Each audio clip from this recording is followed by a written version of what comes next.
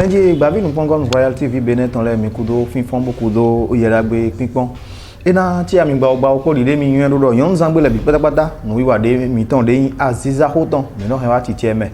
Be asante tonton mi o so wa bo don sepo Aziza han sino. Tenwin dopo bo wi po mi po na no apalo so de asante tonton ji. Me na o ne mi gade bon. Do pe mo ave. Mi le jogun amia. Do pera kuno do chambo do clamp do cam. Et na ti ami gba mi do mi le khia me le mi pon do Royal TV Benin. You know, you do sweet glory son pied créé hanté tout le monde mais c'est ça. Voilà. Sweet glory de Jimmy inko de do na mi halo pone aka yi Aziza inko lo imo. Aziza inko lo imo. Bode mi gando de Jimmy inko de nyega do mi you know, you do nsu ajimu music beto Inyas. Ah, Achimo, Inyas so blodo Inyas do awewe de plateau lo di asante totonji. Ne do Sweet Glory fite we mi he mi na pon fite to mi. Goho, sempuji. Ah, semepuji sin kan lo meto goho sempuji ton. Goho susu we tin awon goho sempuji ton. Nu we mi. Eyon, ena tiara mi gba o menjele ko di de mi mondo mi o le podo Sweet Glory po we de nu wi Aziza ho azante tontonji. Me na Sweet Glory ne do yiga do Aziza. Ite we so gando nukun. To Aziza me. Ite so gando nukun ke to Aziza me. E Claudine. Aziza mwe ye mombo ye magantime. We Aziza. Nji we no parce que ezek beto lo pod o doni do de gbombo o pa do Aziza teme wele e do me gba we ne ye mo se do ni me o plan de we de plan wa Aziza we ne de gbombo de plan e mangantine o lo me we no na me fata donc Aziza e raison do dagba to le bi me wa nji de yon do Christian abi merci le fin abi Sergio Mane le fin e se ballon nde blo to bi o e vado de blo bonde yes intime Aziza we nai voilà be we yan Aziza lo ne bo Aziza lo de tewe mi le di Aziza han to yenji bon ballon ton père ro chichi ballon ton père so yo parce que nous kan to ma de la ballon non e blo do ne me bon na ballon to da Aziza ton die ganji c'est ça eyon ena chena mi gba o menjele mi gbona mi ni achogbasa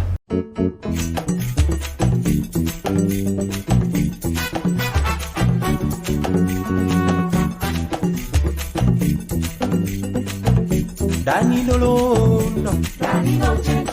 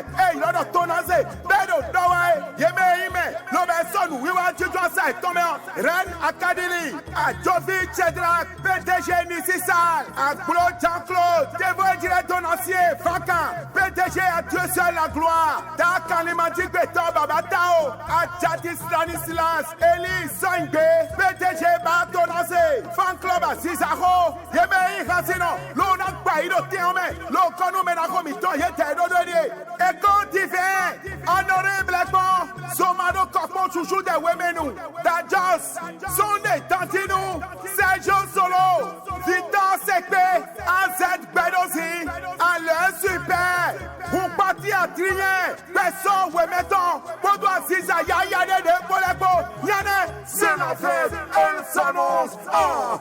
who don't know, Azani de doazan, soni de doson, Azani de doazan, winnie de doson. Eyon menjele na chera mi gba ogba mi kudo yera gbe pinpon do Royal TV bene ko de mi yun do nu wiwa Aziza ho wi kan wa mi de mi do ndo mi ogba do kudo go do mi ni kudo o yera gbe pinpon me na Sweet Glory oui ne do mi na do mi ga o be Aziza zon eyo Aziza hanton o mi ji we mi do o do ba longtemps amo o hanton lo we wa yi aga mi o be ransi an son lodin o yi jira na bi mo ema ho ya mo mi ando njeko nko deme to babachi o babachi wenu jihan bonye wa mo bono ko he babachi amo e wa do Yesu jihan jijili 88 ouais ton son école bon mon maître de à Akule Frank yo mi bodo ke o haro la mena mi ndona jihan do Yesu ma prendre conscience de que janjihan to tanya mais non mon ana te kole woni 5 ans Valérie Mignon pour Malène Sinsoukou bon yé jihan mon les enfants de la rue c'est une ronde pour les heureux hommes dans le temps bado pimping bazumura ah ndimbola ton télé mais quand jihan mais go fila c'est vraiment un fil na bon mayon deng jamba bon bon boyne no enton pour bon monsieur après Franck mon mi bodo ndona jihan ba promis 7 notes de la musique là fi dem bede 88 wembe mais ado wa hasen jili tangile pour jihan bo tomo 95 we ne wa pe all basre ani de men pe de o new boys and me ne no time me ani de men pe de o ani o men jewe me de ke ro po comme alors tombe ende o e we organiser ye no sa jijero bo we pare localité mi tom bo mi to o ha se njiro gbe ni gbe gbogbo pade ino yo mi mo fi le bo mi je yi pe do mi osu gbigbo we no mi do jire lo me yo ma kan gbigbo we no pale ne we so no do no do yi ka so ma ma fo boy no le we bo yi mi ne profan ne ma ndo i church le bo pon no mi bo ze mi yaga ma ona do na iro so voilà de bien me mo to mi ro je hanji bon ji bo to bi mo 95 we sinon bien me godé me ho on va prendre conscience de hanji 88 we on va skasa ni 95 1995 voilà baba mi ton mi do wo ji we mi mo we no ji han dai na we no yo lo ba epo hanji gan pon gbese mi ton lo wo sin bi we mi don ye le we no ji han dai bo mi no ko mo ha den Sweet Glory ni do mi kan do na we mi pe all ba sin beta logbon gbero po e do 95 do je me o cousin che lo po no yin abi gbenu we de ai ha lo ton bo kan we ma mo se do mi yen koro go dogbe atonto bo gba body yen poro grand frère chi de ginje joro gogo mi no wa so ro pe bi bodo ziki me ne lo me gbo we le mi no wa so ro po ro pe bo mo we ma yen wa mi gbe do ka ti ro we mi si ro Yesu ndo gbe do mi na cha gbe do po yen ma ka so ro gbe tan lo yen wo frère chi gbo aso bo frère chi grand frère chi o egbe ro ki na ma ko gbe ko pe ma gbe parce que ñun de gbe me wo mo nje nkan na bo ngbon guto son guto to bo to me wa do ke ji we ni ji lo na yi ke ma ba ibo se ko de mo gbe yo donc e do ke ni je do mo ma ji khami to le de bu ade mi no wa so le iwe bon je don bo new boys we no ye de no yi ko new boys o bo ye ji khan to le na mo juro ye gbe 15 mo eme cool dade pour blue mais egbejan yele to gbero si nous content l'homme il dit rien dans les noms bon c'est bon do mais maintenant ko peru dans 2 jours l'homme on dit jawe yo par yo le bozewa on ile di manga mi bon zewa bon miji et bon fille miji ça va dans les 195 euros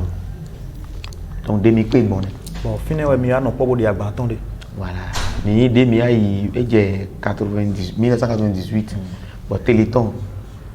Téléthon Star en Mèbre. Bon maintenant il va y CCF frère bon. Il nous est au arrangé si nous souhaitons nous est non bien quoi. Bon ni elle va mixer. Il y a carré yo a un son. Tant aimé et Romain Kaine. Il a ça va remis. Il est aussi maître de cœur. Bon, et ouais, non. Bon, on a les amis, on faisait piano, on crée notre lettre, les nos diplômes, partition est pour nous, on a mis ta. Mais non, il faut que nous bail rendre pour studio pour dire ça et donc. Il y a quand même bail répétition de fidèles. Donc, church est nous et church idiot, EBS est nous. Bon, salle de répétition il est temps il y a appelé de au tirant là. Ouais, mais dit bombi à la taille même. Boji Bambia alors mi dit quoi? Bade manyeka wanye maro bene kwegbeche membe nangwalo na mi no ya wa hoi. Nyema na fanya manala maro toro gbeche me, nyema na fanya manala maro nukuno gbeche me. Tewe nyena wa dodunu, nyegbo ja ucheji igbo kasa ule aliko. Nyesomo mende kwegbe anansi bambi we ya hoi. Donc t'as un merci hein. Bom bim bom bim bam bim bim bam bim bim bim donc voilà oui nous salle de répétition les bien enregistré en ligne. Pour le moment les filles boy hold it en jean. Ouais mais assez boy. Stand up. Boy téléthon le temps mais oui des va gagner. Téléthon est bien il au racine. Des jiu le téléthon des blés bon télé de organiser non temps mieux et na mi prena et na mi attestation na do mi le we racine téléthon ton des do vous comme racine des egmole dire bi bon yesi et téléthon des mi ba temps lo mele bo zero by clip na on no constamment do clip tout temps do temps na tu as tourner clip mais ma femme et mais dire vidéo donc des mi tong money voilà bon ne do mi na do son we ne mo kaka je din agbana bi we mi no ko do blo ko do gbeta o last ko gbeta ro ko mi di agba ene ton agba ene to lo na han te we se baladaga agba ene to lo o ezimo mi chika susuleti comme pousser comme mi han lo do poji ne mi na pombo.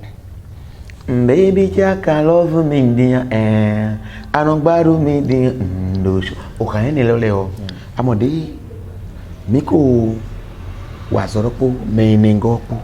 we wai te e ko si mi me mi ado o ma ja glove no album me de ton me le ti jo o ku si alo alfa o ne ndo o ye o ku si ye lo ti album lo ji ni blo fidèle le ni blo ri mais ezia ma ka se kan le o agbara pe e ka zia mais bon mi de o ena nande o han le flan bo mi teno ti bo eno yan o ape na ma alo nye fombo mo nyede nando pe monu dudu bocho nye mo onye tombodo nye mo akweche rozan oh dagbede ma wo anami python emi wa nyenda zonja kruno na ya nyenda kwe ba kruno na nyenda jivi ba kruno na yolo ndo kwe ba kruno na yolo oh dagbede ma wo anami python emi wa do be na cambio we do zima mera o wenu o brovu ku son mi me nwa modo mi so aje po bo aje aso aji kanji amo le te din mi le mi jevo kavi nu mo nko de ma kavi gbe lo gberu po tegbe bo gbeda so wa po wa cho mi na studio bo ba ya album mi ton tin kan o me de produit mi o Sergio Machiavelli o do musique me ye no servi lo programme me le wo bi et on diversifie ils nous dit Dieu que ni mi ba ya gba tontolo mi na ba gba me lo kuro ton na mi bo mi na de ton bo so ya mi na wa Bon. Toi même projet bon tu ouais mi avec. Agba tonton wa yi. Benito wa chubo. Mais when you plus vous gbe bon go je yen o ye si soro ji pro le po noji mais vous sous main to where so e ke asa ido anu mi tan ene me bondo go de ton wa chubo so solution ton go de pro. Solution là mais solution là on dit pas de solution le parti le pour même le vivre non. Maintenant que tu es au courant avant son arrivée, tu prends une bonne douche, tu mets ta chemise ou ton t-shirt, seulement caleçon comme dessous. Tu fuis dans tes parfums et tu prends celui qui l'a souvent apprécié. Après le maquillage, jolie tapette. Et là, tu vas dans la cuisine. À partir de ce soir-là, les repas, c'est toi-même qui les prépare. À son retour du boulot, tu l'accueilles avec joli sourire. Assis-toi qu'il est au salon ou dans la chambre à coucher. Tu fais semblant, tu prends un objet que tu vas déposer. Devant lui, tu le fais tomber et tu lui tournes le dos pour ramasser. Toi-même, tu vois. Ce que je veux dire, c'est ça nous appelons bolingo, bolingo, yélélé, bolingo, bolingo. Mais là aussi, dans les minganos, moi, ça alors ils bombo, ranolé non no singli domo. Donc, ma faut question d'hier là, ino, belo, pourquoi t'es amon mais pourquoi à d'autres sociétés magbero à d'autres sociétés demain magbero ouais soit ma créer société de voilà c'est aussi simple que ça gbelo pok gbelo ma o je fo poli de beto le no di do yo gba wa zombo si blow ino blow eton do vo donc enele be magbero di do na on ma do donc mi no si se blow yi mi ton voilà aziza wo me mangando fi aziza no ton aziza no wana mi ajiji me nga ko do ko kun lo gina se fini pombo ya déclencher no don bon azona bero taglo me bon zebi ka abi zi pota abi o studio en directeur na deji donc nyen ndé mondeli parce que on a vu temps no jira na plaisir ni le ton donc ndé ni wana ngabo jira na ro dinkwe ga jira na ro dinkwe adona apporter dans la société là a fa le jira po won nous et ni yejime o rainoji ils ont cours rainoji et d'avoir dit j'aime rainoji le souci mais raino c'est plutôt donc ni quand tu magan donne plat et ne les magan wande beto si examen c'est pas la peine donc nous penser né ouais tout pour le reste ni nami voilà et on ira chena ba bo do mi ado ko inu a o jevo mi ado mi odo agbamlo do vo e ma do a jevo do beta all baston gberu ko jan ko inu mi le chu mi da so adian gbana bi we mi le mi ode ton ko inu mi le awe we mi ode ton de awe le titano rendez-vous sommet 23 deji o awe go traditionnel we mi ni pe daga don azan lo pogbe ni we le diton ouais mi de awele biton je bonne do minga pon de te din aziza togodo mi pon aziza ran togodo pon ran benet to mi don fi vo gbin bon te we de memo awe gon de même de loin mais c'est en ligne akpana mi avec togo de akpana mi vie et dendo mi din mais do ye to azo wa o mi we ame e yin ko to iji u mi e te o to ka yin parce que mais do ko ro benele ma e me super intéressé ye de no aziza elle doit dire quoi donc on est tout à l'heure en passé le télé énergie et 1 million en sous par mois hanabi mika quoi na mika mo bene ni bo c'est non sous quoi ne tombe sous chaque mois on a 1 million dans une télé à ma cadeau producteur qui m'a mo bene ni producteur de bene ni le quand il produit quand il peut na do tia ewe team do Bénin parce que producteur les sous beaucoup mais faut te étonner mal beaucoup là donc c'est dommage mais dis-le moi je peut-être single pour y quoi on dao on sait ni sous papa moi je comme idée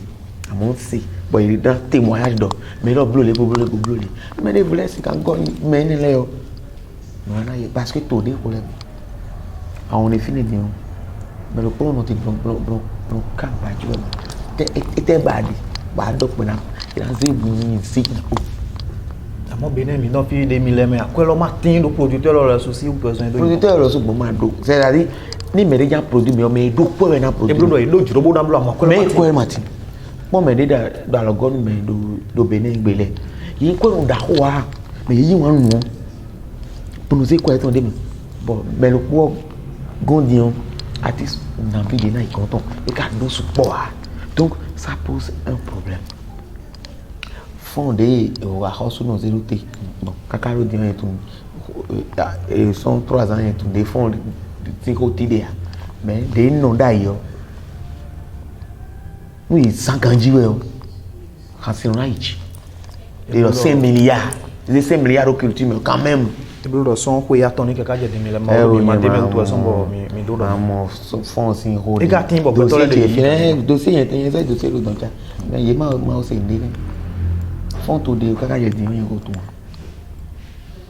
oui non e dia lo mi directeur yo ba mi pli o vogue fine wa ba lo ki o 15 milliards été bon il doit être ba ni mais artiste est-ce que fond si quand doit dire artiste ko ni mi raison ba edo ni ko egbe ni ndia c'est dommage fond edo na déraciné ton un seul mot mais si c'est là aussi suite era chena ba bo ne do minga pon de te ni yeze hankere bo mazen de bo do gona ya na do yon ho me do sin ho ni ma wa ni bo do gona hanja hankere no amo mi mais 10 millions et quelques euros Bénin sans étranger les mandé normalement nous structure dès que nous ça te dire qu'on fait mettre mais laisser des ça c'est faux problème nous des tawe des blodai bon ma ya promotion na mais tout bon il quand on y jibe non ça c'est des to me fi nous structure les quand on les voit dire bon c'est des ton trop et non mon lit il me 10 millions ni 1 million quand c'est des to ba ça 1000 francs à colo 1 milliard mais racine le comme 1 milliard était ga wede béninois les qu'elle est tonné mais ouais tu étranger na wa quand même quoi ramasser il m'a tout et non donc quand on a tiré complet ça m'a parce que azon par exemple nous azon de mais egbe mardi ba mi ro feed then côté quand il a non donc quand azon en plein temps ouais parce que gosi feed na studio na plan oui et à part azon et non quand et le temps de et na be non aussi azon à plein temps ouais nous mais non Jigambo d'abord il y a les chanteurs amateurs mais non on est comme le Jigambo d'offre et non ils star souvent mais non on parce que et puis dedans et moi c'est marché pour des dombodo beaucoup na oh mais quand quel est non dit il y a des rentons il y a boji boda parce que nous marché à au fifi pas c'est pour non robé ce glory mi non mon do mais de rentons sont attend à izengo do haine non ti boy bon so non mon 500 mais tomba ya c'est alors non il faut était ouais son non au musique de noting bon musique de na wai mais tant mais non c'est jo ai racino ba kanya do ndo gan yo me o ba so amblo lo po a to ile me branze de me bon do gan yo me to ben na wai musique de l'été moi mais beto dado mo o ma lo so da nton lo bo chere we boy no wa ile ne bo ne o na wai àwọn musique de tegbe ton le ile no tin tegbe eyo era chena gba o mi mejela mi gbora mi pon yeda gbedagbe sweet grow itan yi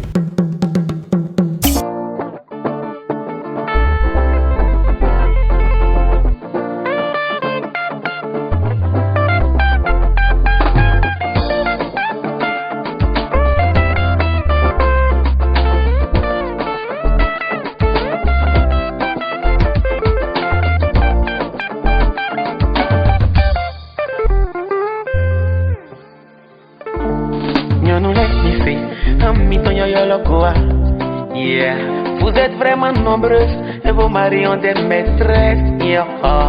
voici des solutions pour garder vos maris. Ah, Nido Tomira, solutionnez-vous. Yeah, il revient tard à la maison, il te dit c'est le boulot. Il n'est pas souvent là pour le dîner, c'est la réunion. Oh, tu sais pertinemment qu'il était avec une autre, ne cherche pas à savoir. Dis-lui bienvenue bébé, t'appelles un peu et tu joues le jeu. Comme il est, nos solutions défaut.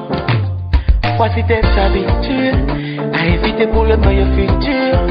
Ne fouille pas dans son portable, ne décroche pas même s'il est à table.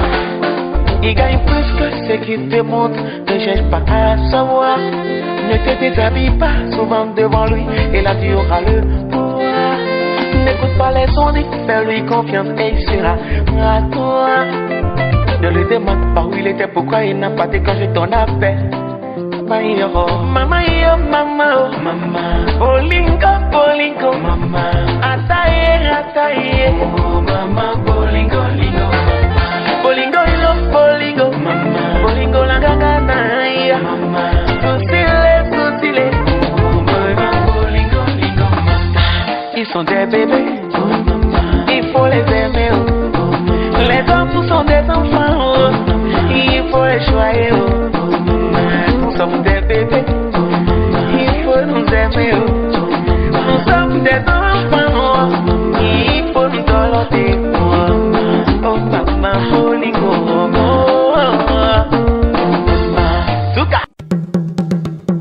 Eyo menjile na chena mi bawo demi pon o ye na dimi na mondo me ji rojo di e de voko di de me na o inyasa e honsu e di dodo sweet glory. Ina chena mi bawo etewe mi pon kaka bo haye lo doa solution. Atinata li nomere asi ho sarami no. Ya si dia bon. Donc assez mi ton di ouais de ene teta. Why kala vi jou de bo tam de zéro. Bon di do même. Solution tinta de nji tout à l'heure de ndo enzini ndo comme boyo amo edo. Bon enregistrer ça. Bon ka ponye de tout l'homme egbe ni couple man no poka so iba. Ya nle alo egbe ni so yo gba. Te ka se ndo di mra gona. Do filer solution et tombe bon en tant que jeune test y apporter aux sociétés mais ouais bon après on go de son les résultats tonton son la ton ouais yo moyi wala dik pare dem ya mom when they a situation home complete our let be glo nyewa do de ablo num bise asitouement sévère doctorant gbe vivi de vocho na jinunwe chofide te do hotwe sa anande nu to ebo je men chokpe bonazin papa tain papa to na fondo nu kele banadi do gonton fide jijairo anan sekwedin bonamonero da tome anando bebe ndedo da to mendin no te mande nu ese anando lore bunaro de se sinda tome kakadi enanande jenwe mamba na tun no enanje gudo tom ablo no ene mbo mama shedi so se we go asito e to pa me boda ule we de swana de nu bisese bonambi okparo me anasa digbon ngbe ton anasara dogojini kaka enanande jenwe nyemamba na tun enema marché ele ko adi bodo pomadu ton sa we de so anan lile je gudo ton anasa pomado negbe ni wenu eyero si sara fodi ado menjo gbe wenenu enanande anase rokoto un parokoto ena mero wala selmo Segori na chera we bawo tene yoyo de clip yoyo de konkuto clip le bi me e dem Onedo mi osu hande mi ka odo jiji podo beta all baston podo de mi osu mi wa to bi blodo vo kaka wa je tinle de te we hangbede nedo osu asisele enu hande mo jia una we mon godo hande no jiu ewe mi sendo bonwa cheji lobo tinto gbesi some wi a jesu ton sinyokan to na hona mini wele au endo ye mano cheji lo bo gan lo raine khariji woni do pere pe nu din ke raine li efe di no bu sin wende no meji tin tan kaka je gbe mo e gble pon je ma no acheji lo bogan lo ho anandu arukunkui maujale bomi manatina weba anandu arukunkui maujale bomi manatina weba nyando no le na siso ndele da upla ndele da ya akai ro kan ne me nyewe pa ba menu pa mettre de que à cause franc des émis do ramé ouais pa kan ne na yo pauvre tu l'homme tonle tout temps ennemi 80 chef 95 80 chef le mi wa ze han lo bondo haine juro mi din pe do vichi e jina mi do ma o de ton pon bon wa de ton lo e désolé bi on mi ga mo menen do igbe mi ra o flank a kure de mi to di do etewe no yin awiya mi ton complet yo eno chita ye ma yo gbeto ma gbo no chita li o se do ma uton de wa de mi ton we yin na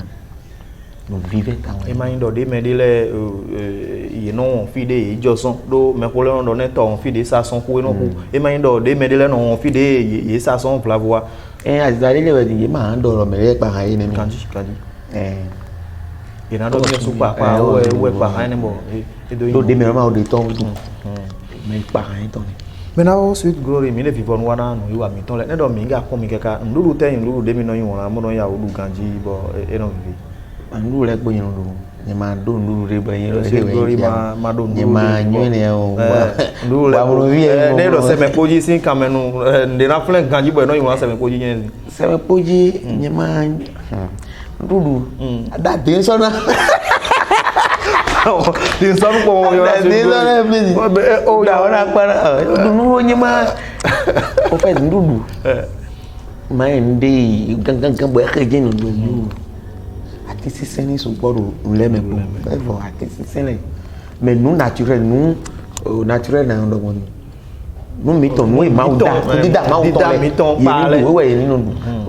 boîte médecine le mo wada gbe di agbeto voilà eyan ina chena mi le vivre noir ko kunte mi do bona yin agbeto de lo mi kon do gba bi nu kon wa ti o na do na me to me pipon mi gan ho ele mi do yin wona we to to sans ma do no kun décédé aime ton prochain sans condition bona yin do na me de ni wona mi le do pura zo wa agban yo bo jango bo da ro te bo bo yise ja bo e ni era te kan de ton dimbe bo no ya asu hujiana o mi o mi na se zani o terrain ro bref beyin wana mi le di de ndogbo tout à l'heure ni yan ise nda ho lo le ji lo su mi oyun e nana numero lopo bo numero ene lo ni mere ti dina mo mi o ga on penser mi do ne lo sin besoin de do ma si ça na do besoin encore 97 54 45 45 97 54 45 45 voilà et il y a numéro ne et na mo directement mi gwa lo na mi na ze bene ya ga wule eyan ina chena we ko wo mi na do mi de vivre nu wa bi patapata mi na jiro mi ni hangbede do na Sizako fan club sin nu wi wa lopo do azon pa Royal TV Benetton mi hangbede po to do do e afon zanzan ndo afon petu melody mbojo na ponu zinzin fan club Sizako Royal TV voilà ndojire mende ma ufon we awon pere aforote bajona pon dagbe boyi pon dagbe ndo Royal TV anarun ta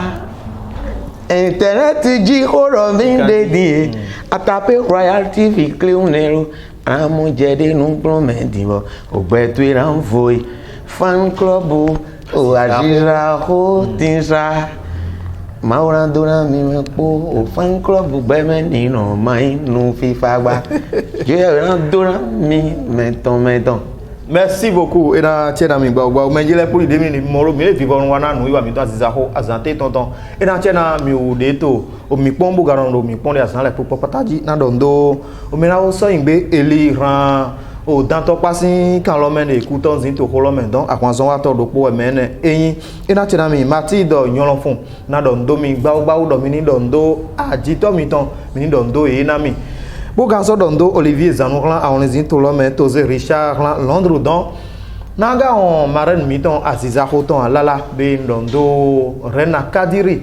Ales Coutu dondo migba bogan dondo mena Noël Couton plan Niger don do mini kuche ena chenami menjele bene do mina iromi bo mi jodo ajojira mi don ni bon wiwa mi don de pepe me kabi mi do kun do mi osu ton pa kwa janwe be alokan de gbon do na me iron to we asogan iro kabi an do ko mi do WhatsApp di iro 97 56 95 43 Royal TV bene babi nu pongo ndo ko di se po we di kweto egbe agbado sa wo lo jane menjele be yon zangbe de jamina so pe jijo o me